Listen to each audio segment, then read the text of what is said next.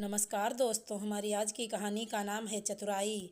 बहुत ही सुलझी, सुंदर, सुशील और संस्कारी बहू के हर एक मापदंड पर खरी उतरी प्रतिमा मन में अच्छी बहू बनकर नाम कमाने वाली, गोल्ड मेडल पाने की ख्वाब देखकर ससुराल के दहलीज पर कदम रखा। इतना ही नहीं, बहुत अच्छी बनने और नाम कमाने के चक्कर में खुद के सपनों की आहुति देकर ससुरालियों की जी हुजूरी में अपनी नींद चैन की आहुति दे चुकी थी। मतलबी ससुरालियों को तो बहू नहीं, नौकरानी चाहिए होती है ना। बस इशारे पर नाचना, नित्य नए फरमाइश करना, पानी भी खुद से उठाकर नहीं पीना, खाकर थाली में ही हाथ धो थाली बहू की ओर सरका देना, नहाकर कपड़े भी बाथरूम में ही छोड़ देना। जैसे अनगिनत कामों की झड़ी के बोझ से प्रतिमा थकी ही नहीं, जिम्मेदारी से दब जाती थी। फिर भी बिना किसी शिकायत के अपना फर्ज निभाती रही।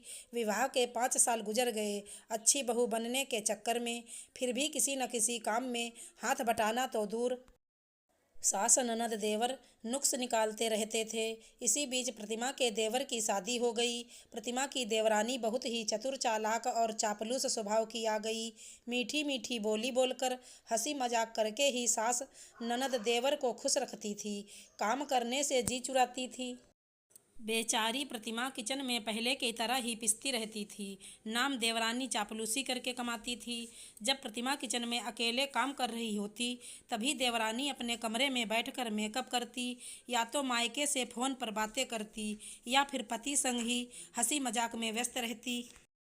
पर जैसे ही सास के आने की आहट होती, दौड़कर किचन जाती और पके खाने को ही मिलाने चलाने लगती। प्रतिमा नाश्ता खाना सब तैयार कर चुकी होती। सास को देखते ही देवरानी आकर सिर्फ दाल में छौंक लगाती, सास के सामने और नाम कमाती। सास को ऐसा दिखाती कि सब काम उसने अकेले ही किया है। सारे बर्तन अगर प्रतिमा साफ कर चुकी होती, तब आकर बर्तन स्टैंड में ऐसे दिखाकर रखती कि बर्तन भी उसने ही मांजे हैं।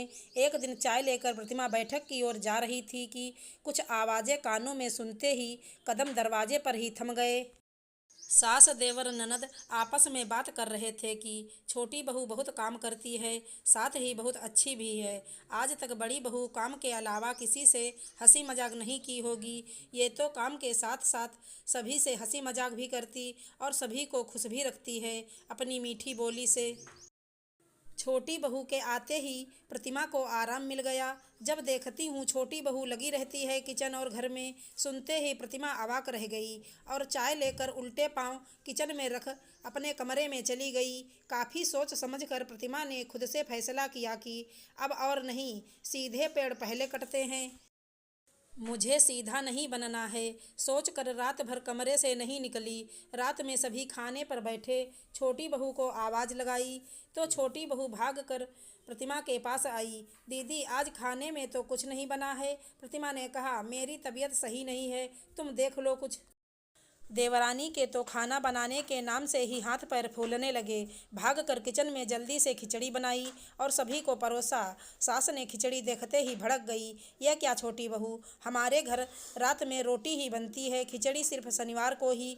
देवरानी ने चापलूसी करते हुए कहा, मम्मी जी, दीदी की भी तबीयत सही नहीं है आज, और खिचड़ी सेहत के लिए फ़ायदेमंद है, इसलिए बना दी हूँ। किसी तरह सभी ने थोड़ा थोड़ा खाया। दूसरे दिन भी प्रतिमा पेट दर्द का बहाना बनाकर बिस्तर से नहीं उठी। जो बर्तन सुबह के 6 बजे प्रतिमा धुल देती थी, उसकी देवरानी 9:30 बजे बर्तन धुल रही थी। फिर बहुत लेट से अधपका नाश्ता खाना सभी ने किसी तरह खाया। रात तक सास ननद देवर के कपड़े बाथरूम में बिना धोए पड़े रहे।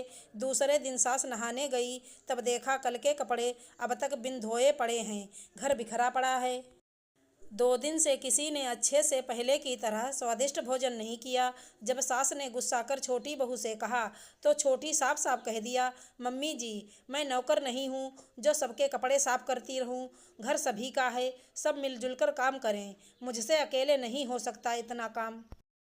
प्रतिमा दीदी जब तक बीमार है, तब तक आप और ननद रानी घर के कामों में मदद कीजिए। आज तक प्रतिमा ने ऐसा नहीं कहा हम सबसे, और तुम विवाह के कुछ दिन भी नहीं हुए ऐसे बोल रही हो। छोटी बहू ने कहा, मुझे नहीं बनना है प्रतिमा दीदी की तरह महान, मुझसे जितना होगा उतना ही करूँगी। छोटी बहू की चतुराई और बड़ी बहू की अहमियत 2 दिन में ही सास को समझ में आ गया था। तीसरे ही दिन घर में बड़ा परिवर्तन हो चुका था। सास ने एक टाइम का खाना और बर्तन छोटी बहू, एक टाइम का खाना और बर्तन बड़ी बहू, और सुबह में नाश्ता अपनी बेटी को बनाने की फरमान सुनाया। साथ ही अपनी बेटी और बेटे को अपने अपने कपड़े खुद ही साफ करने की सलाह ही नहीं, आदेश दिया। अब घर चापलूसी से नहीं, समझदारी से चलने लगा था। सभी को बराबर की जिम्मेदारी देकर सास ने बहुत ही नेक काम किया। आशा करती हूँ हमारी कहानी अच्छी लगी होगी। धन्यवाद दोस्तों।